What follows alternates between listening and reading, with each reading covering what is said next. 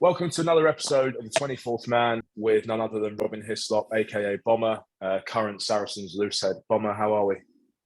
Hi George, thanks for having me on, lads. Yeah, we're all good. Just in a hotel room. This is me on a day one training day. Stayed out in the hotel and still living in Leamington at the moment, so just commuting. So saving me watching the One Show instead. Probably nice to have a break away from the missus and the kid, no? No, absolutely not. I love them with all my heart. I don't think Rachel watched this, so you can be as honest as possible. Mate, we normally go back to the start with our guests. I think you've got a great story to tell that a lot of listeners would be very interested in.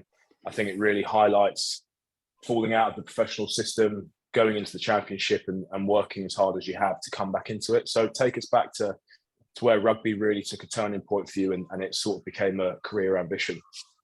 Yeah, so I wouldn't say I was the worst at school, but school wasn't really for me.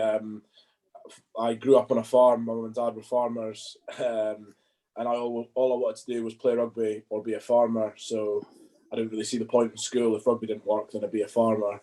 And my dad wasn't really that bothered in making me graft at school, but God, I grafted when I got home. I was lucky enough when I was 16, I left school because it probably wasn't for me. Worked on my parents' farm for a year, and then went straight into the Edinburgh Academy at 17. So very fortunate to do that.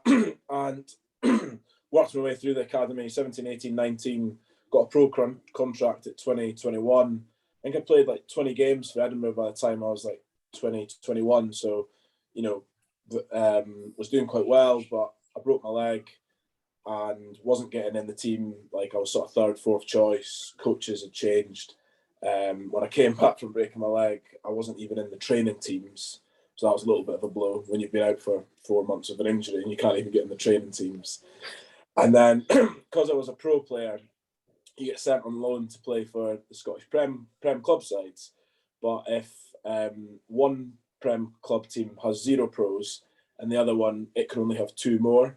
And there was 4 of us sent to this club. The other club had none. So I didn't even get picked for the Prem club side at the weekend. So I've been out for 4 months. So head had gone a little bit. And I think in hindsight, I probably should have been a bit patient. But I got on the blower to my agent and was like, I just want to play pro rugby week in, week out. And next thing you know it, you live in the dream at Clifton Lane. So going back to when you had all that game time at Edinburgh as a youngster, that was, if you think about it, about 10 to 12 years ago, youngsters getting large amounts of game time wasn't really a thing, was it? It was maybe the 2% if you look at it. How challenging was that to go from being an academy player to be thrown in the deep end and getting 20 odd games under your belt? Yeah, no, like it was a challenge, but I think about it now, like playing at the weekend there, I still get nervous when I play. But I think like back then, because you don't really know, you're so young and naive, you're just like, I'm just going to fucking fly into this and give it all, which is still my mindset now. But you've not got the worries that like, if you have a bad game, I guess when you're young, like you're like, you just sort of brush it off. There was no real pressure. So yeah, I mean, a lot of those games were off the bench, which I think we all know that is a bit easier. And then I did get a couple of starts and that was an unbelievable experience, but it obviously is a lot harder when you're starting a game. So sent out to Rotherham on loan. Obviously Edinburgh wasn't working out the way you wanted it to. What was your knowledge of the championship at that point? Because it was a very different league to what it looks like now. Yeah, I guess my knowledge was pretty limited. There was the option to go to London Scottish and the option to go to Rotherham. Spoke to Lee on the phone. He said, we've got a good bunch of lads. They're all pretty young. Play some good rugby. You'll get loads of minutes. And I was like, well, it's going to take me a lot less time in the polo to get to Rotherham than to London. So we'll go with that. And the plan was I had another year in my Edinburgh contract. So the plan was just to go get some minutes for the season and then go back to Edinburgh. But my knowledge was it was just a full-time league. I knew it was going to be quite tough up front because I played against a few English champ clubs in the British and Irish Cup. Properly showing my age now. But I just knew it was a full-time league and that's what I wanted to play, like pro rugby week in, week out. And you ended up staying there for, was it 2 years? Yeah, so I did like half of that season, another year. So 2.5 seasons in the end. And who were the players in that Rotherham team that really stick out to you? So the first year and a half, we had a hell of a team. We made it to 2 champ semi-finals, and say we had a hell of a team. We had a hell of a time as well. We were essentially like a uni team that got the full time. But we did used to win every week, but we had a good time after it as well. Yeah, some real good players like me and Toby Williams, Looseheads, Cruzy, Ben Sowery. Yourself came on loan for a small bit. Tom Dunn came on loan. Tight edge, you had Tamps and Thede. Second rows, Barney Madison, Tom Holmes. Oh, I'm going to miss out people now. I'm going to annoy Perry Parker, but some real. We'll throw Max Argyle in there because he dropped me a message this morning. Yeah, if he's an absolute championship stalwart. But yeah, like Alex Reeder, Charlie Mulcrone, Juan Pablo Cecino, Jack Roberts, Sean Scanlon. Yes, like some real good players. Jamie Broadley. Yeah, we had a real good team and we had a real good laugh afterwards as well. That season obviously went very well for yourself, and then you moved on to Donny. Donny at that point I think they'd probably just been in the playoffs, didn't they? Had they just been in the playoffs? Literally just lost to Bristol in the playoffs, like pretty close to potentially going up. And how was that? How was Donny? First impressions? Yeah, so the last season at Rotherham didn't go to plan. Lee had left, and we started the season all right. I think we won like 4 out of the first 6, but then it went a bit Pete Tong after that, and we got into a bit of relegation battle. The money started to, I don't know, Rotherham sort of like, they were obviously massively overachieving, and that kind of caught up with them. So it made sense to sort of move on to Donny that were on the rise a little bit. And yeah, that was tough, and I didn't get in the starting team straight away.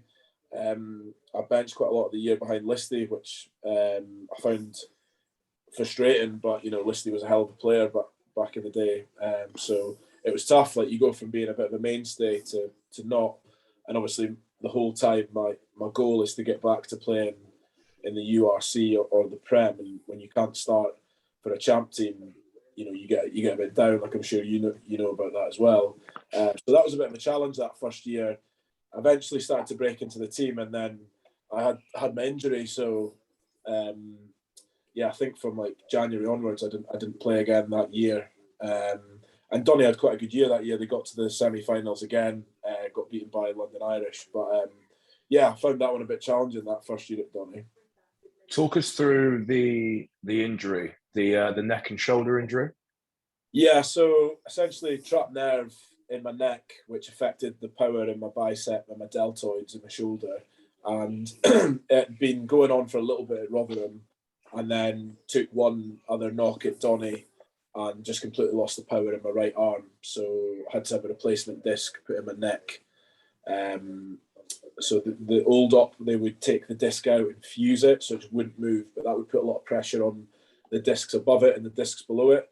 But this was quite a new operation at the time, and I'm not entirely sure if it's what the disc's made of, but it's an artificial one, and touch wood, it's still going all right to this day. But that took a long time to get up. The neck healed quite quickly, but the strength in my arm took a long time to come back. Am I right in saying you took some time away from the game after that? Yeah, so it wasn't looking great with my arm. Donny thought it was a bit of a risk to keep me on, and I guess it probably was. So yeah, I think I was 24, 25.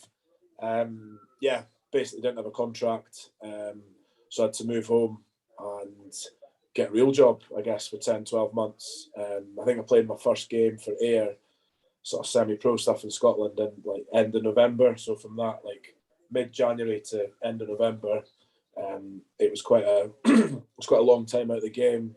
And yourself, if you're at a championship club out of contract, it doesn't make any sense for them to keep you. You've missed a lot of period at the start of the season, at the mid of that last season, and then you're going to miss a lot at the start. So yeah, you know what it's like in the champ. It's pretty cutthroat. How touch and go was it with you actually ever playing again?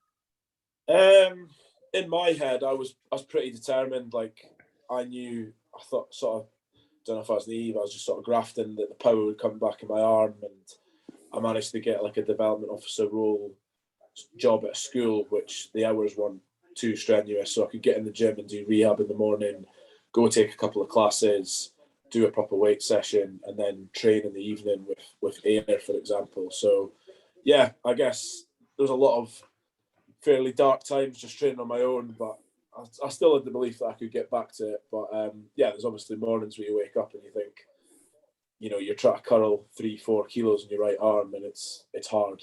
It's pretty demoralising.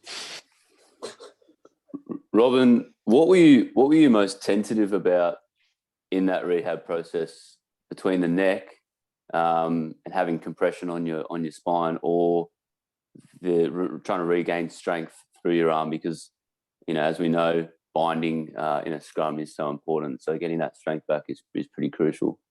Yeah, so I'm not sure what the exact dates are, but I think with the neck op, you can be back in something like 12 to 16 weeks. Like the neck, it heals pretty quickly, and it did feel strong, fairly quickly after it. When I say quickly, like 12 weeks. But yeah, the strength in my arm took ages to come back. So it was more the arm that was the concern, getting the power back in that. And which arm were you doing the majority of your binding with, that arm? No, so luckily it was my right arm, so that just sort of binds onto the hooker, and my grip's always been all right. So my left arm would do the binding, so I was quite lucky in that sense. Right, okay. Yeah, we have a bit of crack about it, don't we, George? Like the noodle. The noodle arm. The noodle arm. So, he'll always be there with a 12 kilo in the left and a 4 in the right, and the determination on his face is unlike anything you've ever seen before. But you can't knock him, I'm on the right now. Yes. So the turning point, the recovery from the neck injury, how far into the season were Donny when they asked if you were fit and you were able to come back again, or was it during an off-season period? What, when I came back to Donny? Yes, yeah, for the second time. So I got back playing a little bit for Ayr in the November, December, January, and then I was like, right, I want to get back into pro rugby, and had a couple of opportunities like January, February, and went to clubs, but they sort of deemed that I wasn't quite there yet, which, looking back, was probably the right call. I met a certain Mr. Bowden in Leeds once. How's that? Oh, it was the most happy conversation you've ever had. But Leeds were like, it's probably a little bit off. It probably needs to be for next year. And then went and did a medical at Donny. And to be fair to Dougie Flockhart, he proper looked out for me and sort of said to Clive, there's nothing actually structurally wrong. It's just a little bit weak, and it's just going to take time. But I think he'll be good to go for next year. So I don't know if it was just Dougie looking out for another Scotsman, but he stuck his neck on the line a little bit, and I think managed to convince Clive to take a punt. And then you stayed at Donny for, 3 years after that? Yeah, the year, and then we had the COVID year, and I finished that. Yeah, so 3 years. Yeah. So obviously Donny were, massively competitive pre your neck injury, and then you've come back into the environment for a year, and then the following year after that, when I think it was my first year, was a bit of a odd year. Obviously, COVID came halfway through, and it was pretty clean off with some of the characters that we had. Is there any good stories you can remember from that year? From the year you were there? Yeah. Wow, there's so many characters. I mean, you've got Ollie Steadman, Rory Pittman, Mark Thomas, Colin Quigley, Tom Calladine, and that's just the starting pack. So yeah, I don't know. There's some stories that probably don't need repeated, but we had that pre-season, didn't we? We played Bridgend on a Friday night, and we played on a Friday night, and then we went to England v Wales in Cardiff. There's a World Cup warm-up game on it, and team in Cardiff that day.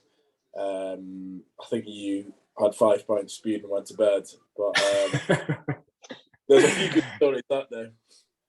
It's. I think we all just ended up giving away our tickets and just watching it in the pub. I think that's how mine ended up going.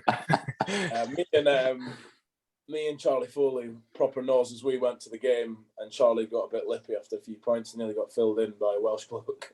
I think Sam might have been involved in that. Actually, it might have been Teff, not Charlie, because we know what Teff's like. Yeah, Teff Chopsy, little fucker on the piss. But that was good. And then obviously a couple of trips to Jersey. I think we had them in the Cup as well, which was awesome. And then a few bus trips. And then it can't have been the COVID year because Pitts was there the year before when he ruined the Otley Run, smashing a pint glass off a wall in Leeds.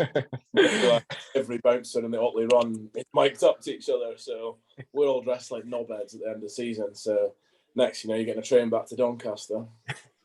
But that's how all the socials end up here, is a train back to Donny. That's literally it. Yeah, I'd like to get back to Donny for a night out. It's quite surreal. I remember when I first got out of the taxi, first ever night out in Doncaster, I thought I was in Magaluf, like literally the Strip. You're like, what the fuck? Just 2 strips. Silver Street? Yeah, Silver Street. Silver Street's a little bit dodgy at the minute. We try and stay clear. I think there's been a couple of stabbings in recent months.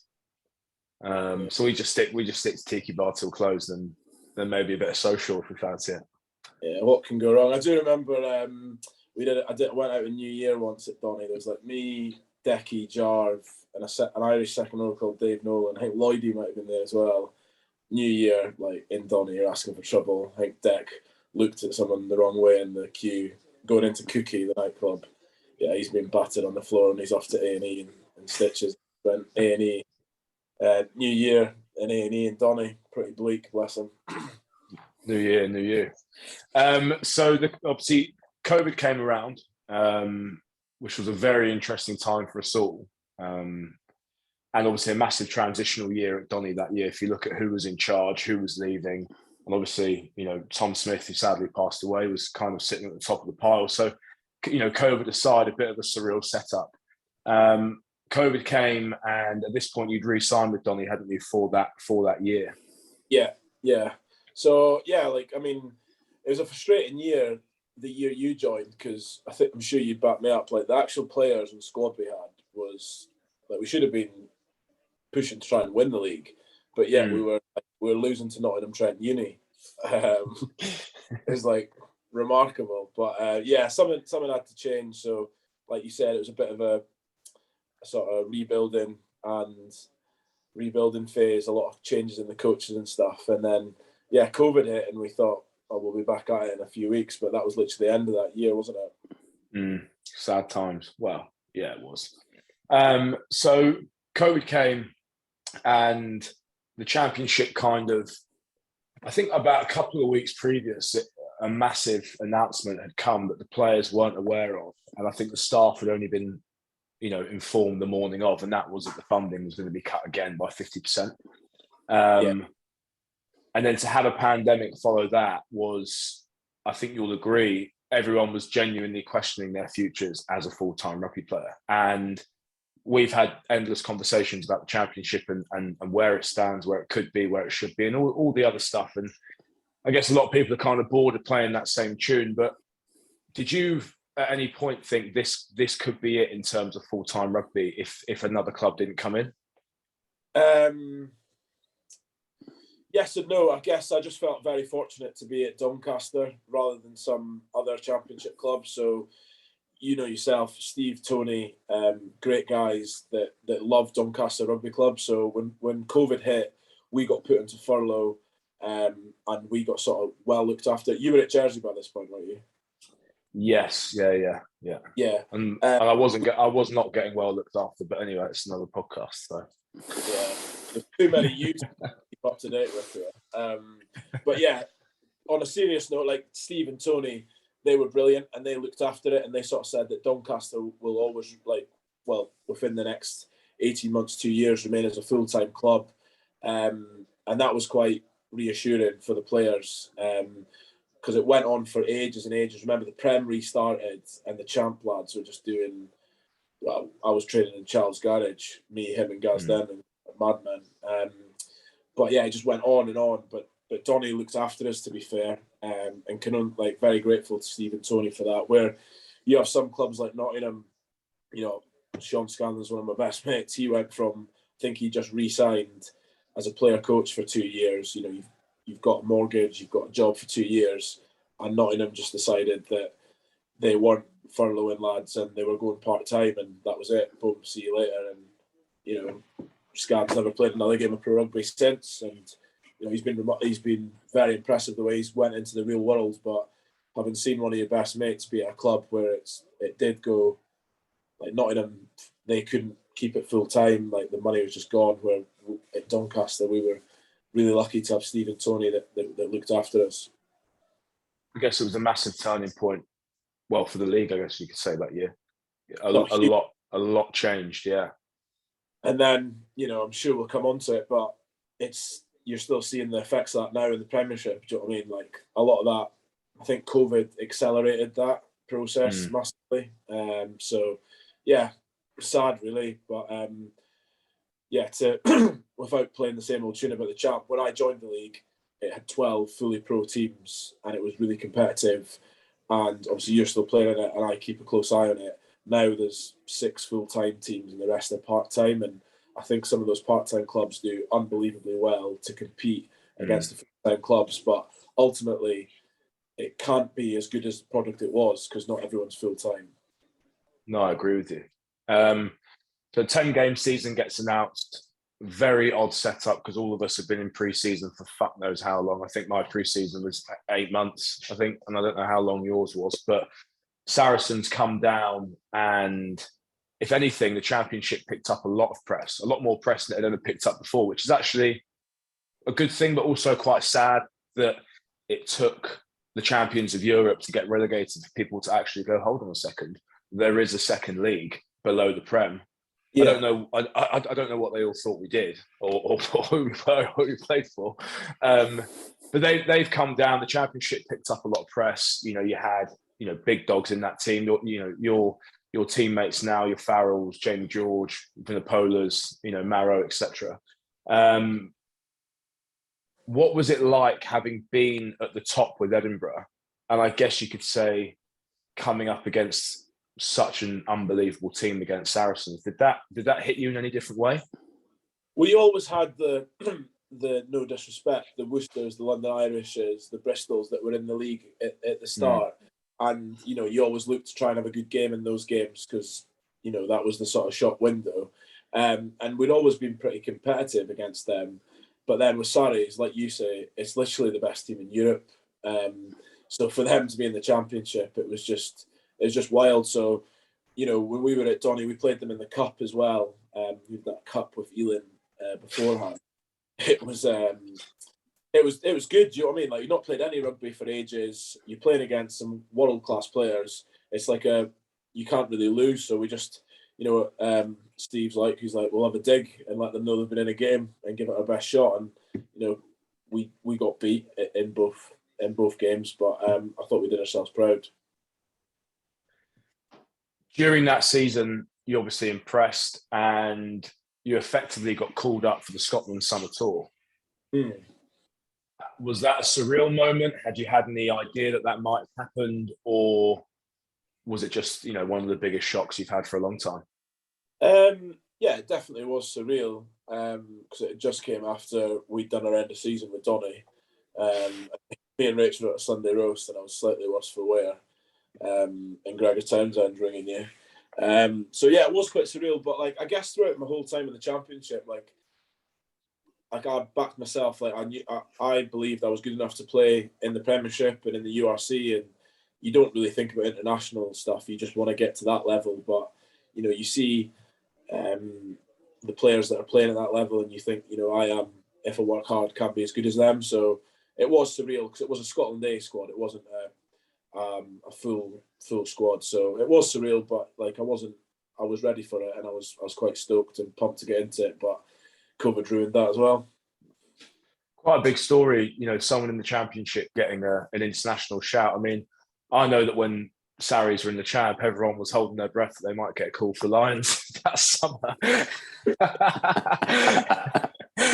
Everyone's like, fucking hell, if Vinopola goes in the Lions, then there's definitely a chance that I'll be able to get in here, 100%. And everyone was playing for that dream, but obviously it never happened. And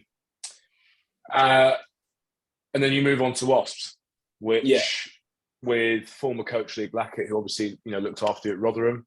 Um, but before that, you had been on loan to Sarries, hadn't you? So there was like, I think I might have fucked the timings up there. But you went to Sarries on loan, and then did you come back to Donny? Yeah, so went to Sarries during the COVID period. So got a break from Charles' gym in his dungeon in the garage for 8 weeks, and went down to St Albans and got 3 or 4 games for Sarries as they finished off the Prem season, and then back to Donny to do Hell in a Cell for 6 to 8 weeks, 10 weeks, and then into that COVID season, and then to Wasps. So obviously Wasps is one of the biggest talking points in the Premiership for a long time. You obviously were at the face of that. You found out, you were involved in all the stories that the press managed to get hold of. Talk us through the whole process of, because I remember seeing you in pre-season at that game at Donny, and the articles had just come out where Derek Richardson had said, we might be getting we might be getting, there's a chance we could go into liquidation or something like that. And you kind of shrugged it off and said, yeah, it doesn't look great. And then a couple months down the line, you find yourself in the shit. So how did that process evolve in front of you?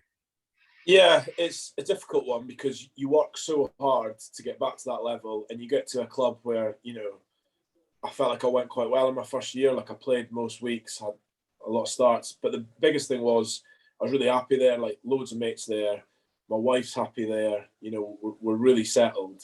It's that sort of side of it that has the major effect. But, we had, rugby-wise, it probably wasn't our best year at Wasps, but we sort of had a squad going into this next season. We went to Budapest on an end-of-season trip. Like, we were a real close group. And then you start seeing these things on Twitter over the summer, and you're like, it goes in a WhatsApp group, you're like, well, that's fucking sketchy, innit, if we're being honest. And then, I guess a bit naively, you think, oh, it'll be all right. Like you say, you go to Castle Park, you play your first pre-season game, like another thing comes out, and you're a bit like, what we saying here, lads? And then I think we played 3 or 4 Prem games, and then it was getting real sketchy. Like, and then we got told that we were going into, they'd done an NOI, which is I forget what it's called, an intention of, they basically try to find a benefactor to save it. And that's when, for me, it got a bit, my agent was really good, to be fair. He was like, this isn't good. We need to start looking at other options. But we got fed at that point that it's not great, but we're going to be all right. Like, everyone at ease, there's loads of people interested. Fucking Mike Ashley wants to buy it, all this sort of stuff. And then that sort of went on for a few weeks. And then, like I said, like I'm sure, you've watched it and spoke to loads of lads, obviously being an ex-Wasps Academy lad, that, yeah, we just get called in one day. We were meant to play Exeter at the weekend. Team had been named, but the structure of the day was a bit weird because we had a meeting at the end of the day, and we basically got told going into administration on Monday, we'll not play at the weekend. But again, it got sort of said that, going into administration is not the end of the world. That can be a good thing, And I went, all right. At that point, how is that a fucking good thing? Got to laugh, but like, my agent had been pretty good. Like a few weeks before that, he'd been like, this isn't looking good. But I think, even though I'd been told that, and me and Rachel spoke about like what we're going to do if this goes tits up, you still don't quite believe it. Anyway, that Monday comes round.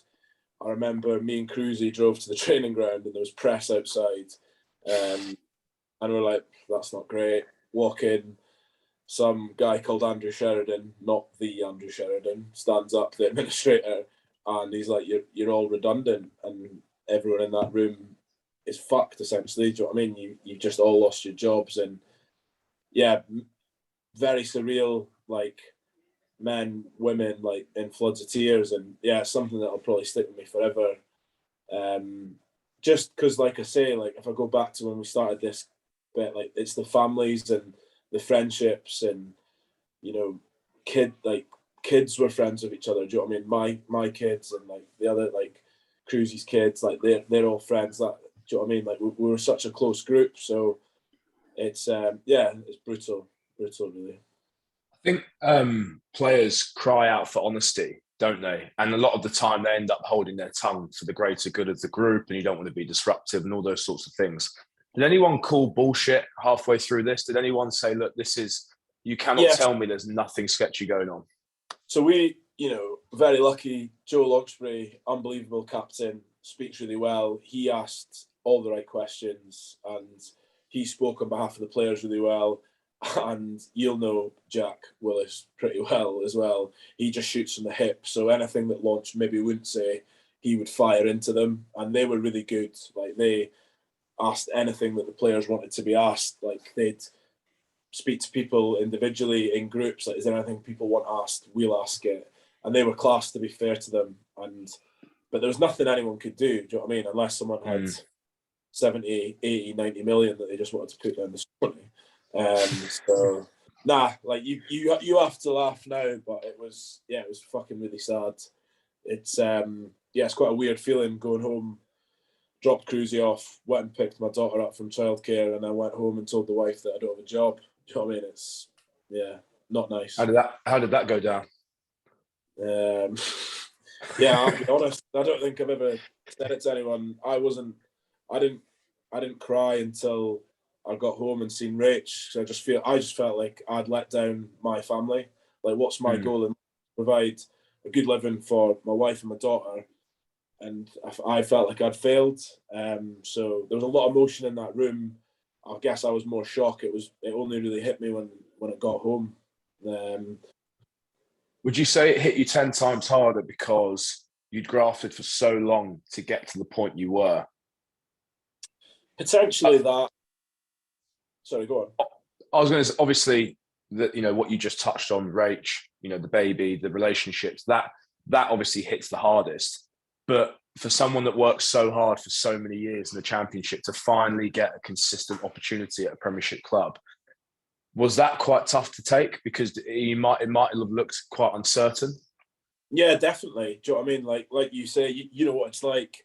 The dogfight that is in the champ. Trying to get out of it. It is. That was part of it. But I guess the biggest emotion was you feel like you've let your family down when ultimately there's nothing you could have done differently. And how long? Sorry, Benny, go on.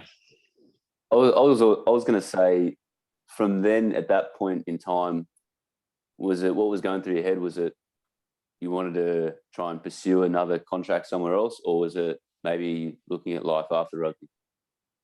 Everything really. So Edgy will know that I work for Rex Club Sports Headwear Company. So the next morning I took Ruby to her childminders and tried to flog some hats pretty quickly.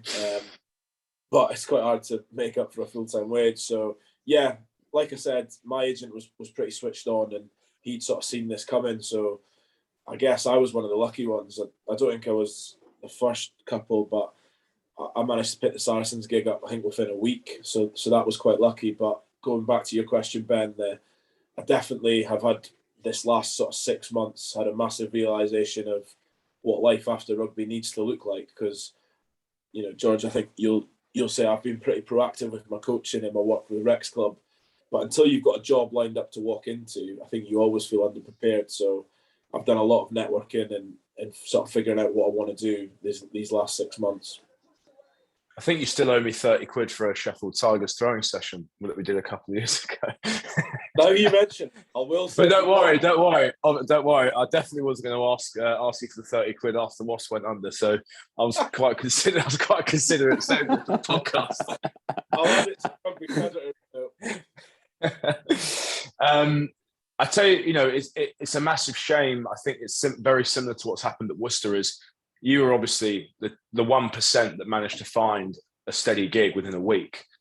It's a real shame that a lot of careers ended off the back of what went on at Wasps and what went on at Worcester. I remember looking on LinkedIn, and for me, that's a bit of a piss-taking site, but I remember seeing a lot of posts about players looking for work, opportunities, work experience, because that was it for them. The young players that would never have got another academy opportunity, it was either university for them or go find a job. So, like you said, you were very fortunate to find a gig in such a short space of time. But it's a shame because it was the end for a lot of players. Yeah, it is. And, you know, no one wants to see any club go under, but the fact that Worcester had went under, I'm not sure the exact timescales, like 4 weeks before, like players had, like clubs had already filled up the gaps they needed with Worcester players who are very good rugby players in their own right. So to go after that, and you're dead right. Like some people's careers just ended, which is incredibly sad.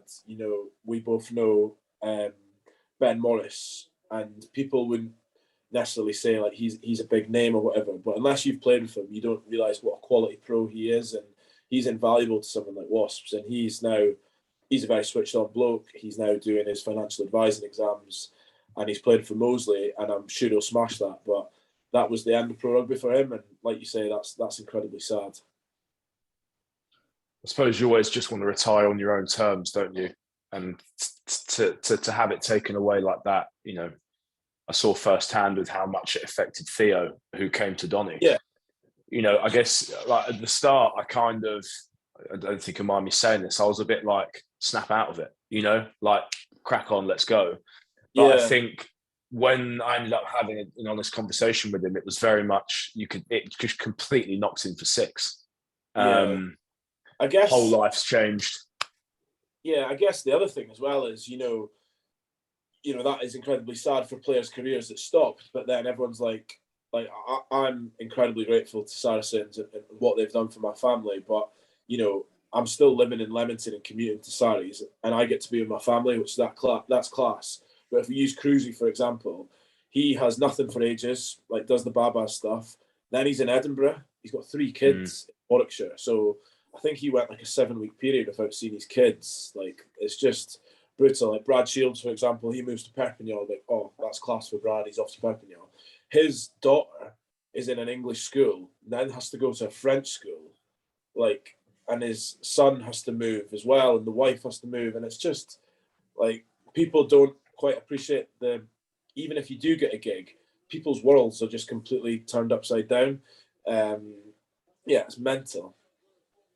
Speaking of that, Robin, you talk about that, I guess, a lack of appreciation from people outside the rugby kind of circles or the playing circles.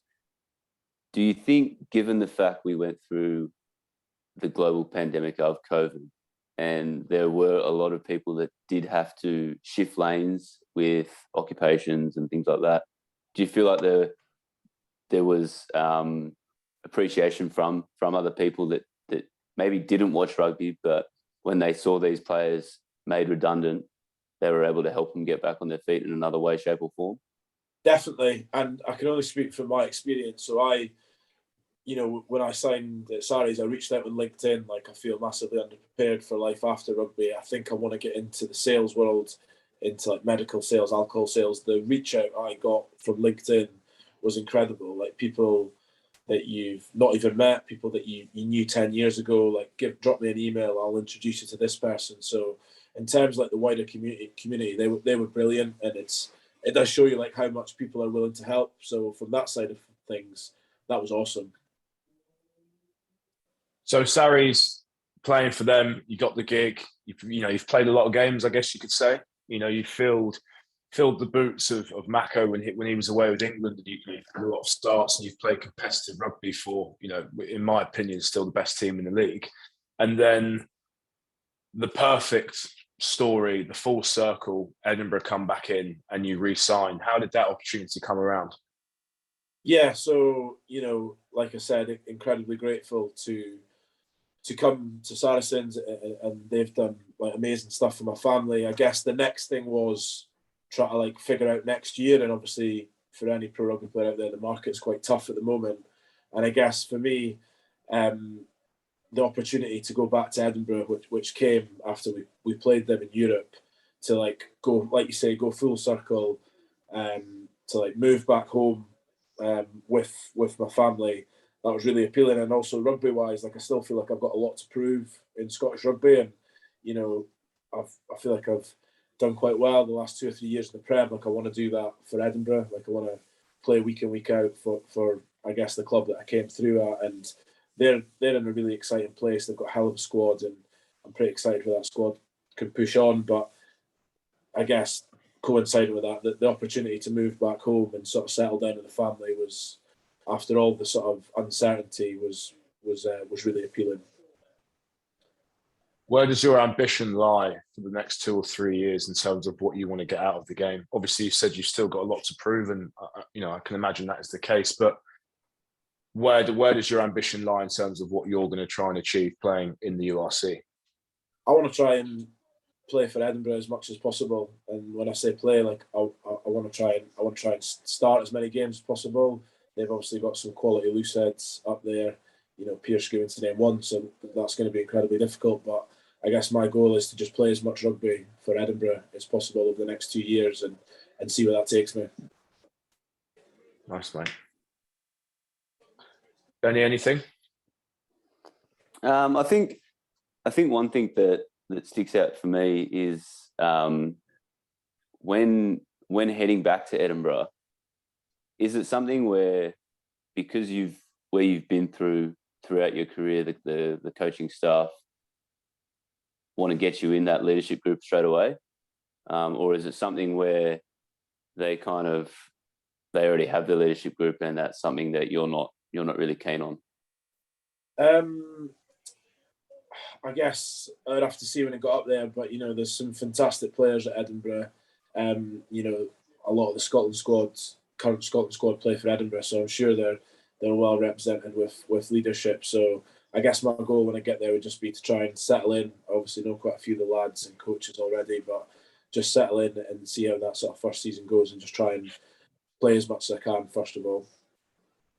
And do you, given the fact with your neck injury that you had in the past, do you find that trying to stay on top of that is still a consistent process, or is it something you've kind of just not let go by the wayside, but it's just all part of normal training and you don't even think about it anymore?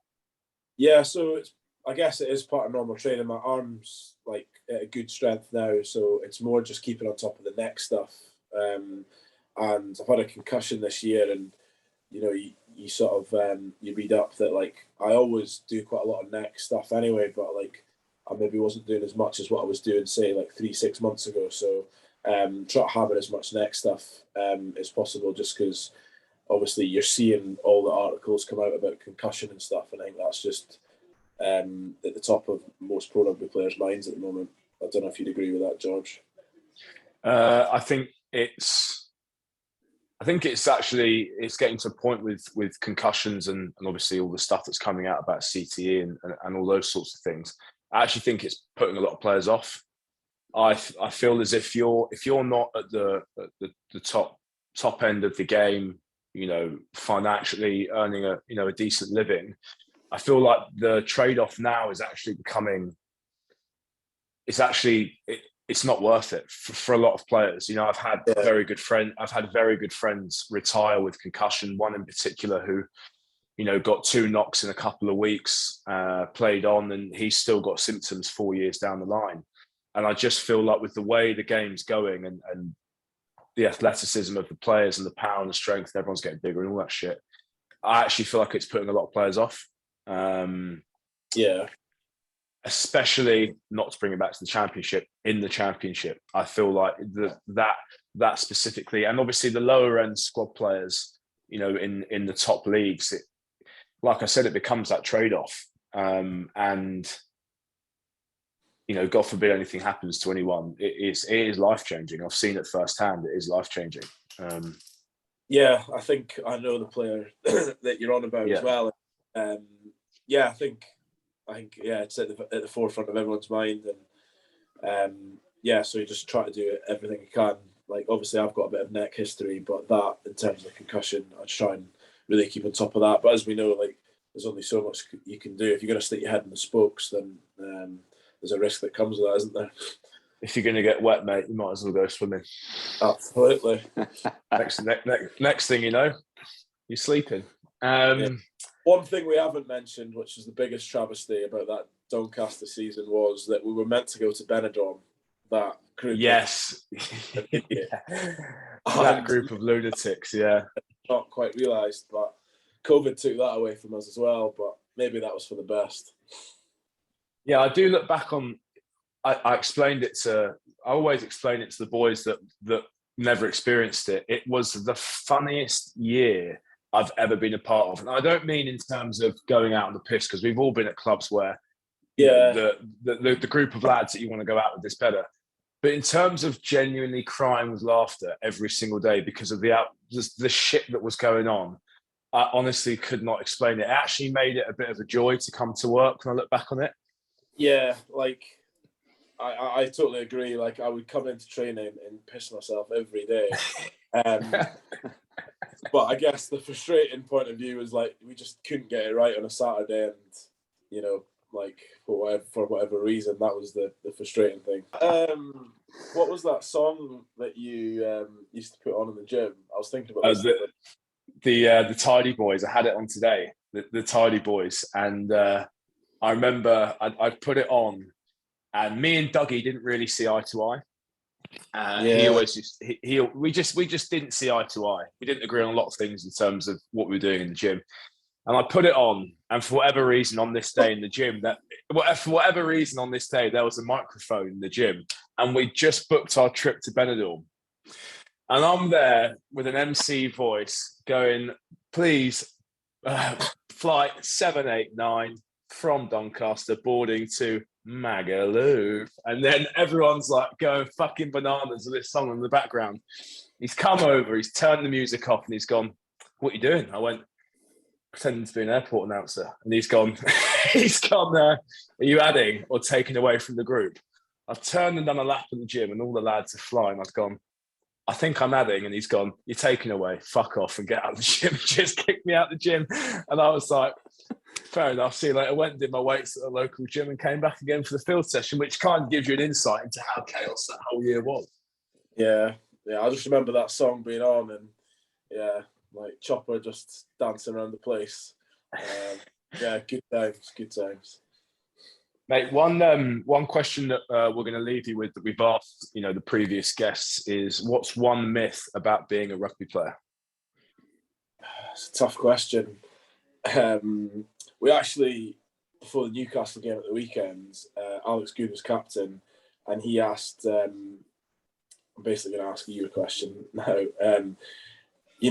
We at Saracens, you go 3 hours before the game, you have a pre-match meal, and then you go onto the pitch and have a huddle, talk about tactics. But Goody was captain at the weekend, and he just asked a load of random lads in the huddle what they enjoy about rugby. So if you were in that huddle, what would you have said? The socials. Yeah, well, I mean, I think that was at the back of my head, but literally in an hour. But to be fair, if Alex Good had actually asked me that question on that pitch, obviously I wouldn't have said socials. Yeah, I would have said something about. I would have said something about the set piece or something like that. Yeah. Biggest myth in rugby: skin folds, without a doubt. Oh, mate, what an answer! Yeah. The biggest load of bollocks I've ever come across. Yeah. Like, for me especially, like, obviously not the biggest prop in the world, but I've always backed myself to be pretty fit. And, to play at any level, probably even more so the champ, you need to be a certain weight for the set piece. So as long as I was fit enough, but the skinnies have always been high, and it's always been a little man on the shoulder being like, you're a fatsy UNT. But I've always managed to be fairly fit. That's what my counteractive is. But yeah, biggest myth, skin folds, without a doubt. I do feel like they're becoming a thing of the past. I must admit. I don't know about you, Benny. Obviously, you've worked in rugby. I don't know what you would think, but I've noticed them die a little bit more and more each year. I don't know if any organisations have skin fold calipers anymore, do they? Hey, funny story. We've got a set, right? They don't come out. There's always dust on the lid. Anyway, we've come back in from team training, and in our change room, we've got a group of lads who we call the heavies, and they're just like a group of the front row. They all like poker addicts, and they're just all a bit overweight. Anyway, the rumours are going around that we're doing skin folds, and the S&C is going, look, lads, I'll get you boys in. I'll get you boys in. But all he's done is he's just used that as a ploy to test all the heavy lads. And obviously they've come back in, skin folds through the roof, and then they're absolutely fuming that no one else has been tested. And that was like, I don't know if you'll know him, Bob. It was like Kai, Popey, Waylo. Say again. This is the current crop. This is the current crop. Like these boys now still Malcolm very well, very well. That's the level we're talking. But I think that's a great point. I think skin folds is one of the more professional answers we've had. I'd say, wouldn't you agree, Ben? Yeah, you kind of kept it to do with rugby. Spot on, mate. Really appreciate you coming on. Been great. Cheers, Thanks, lads. Robin. Cheers, lads. Thanks very much.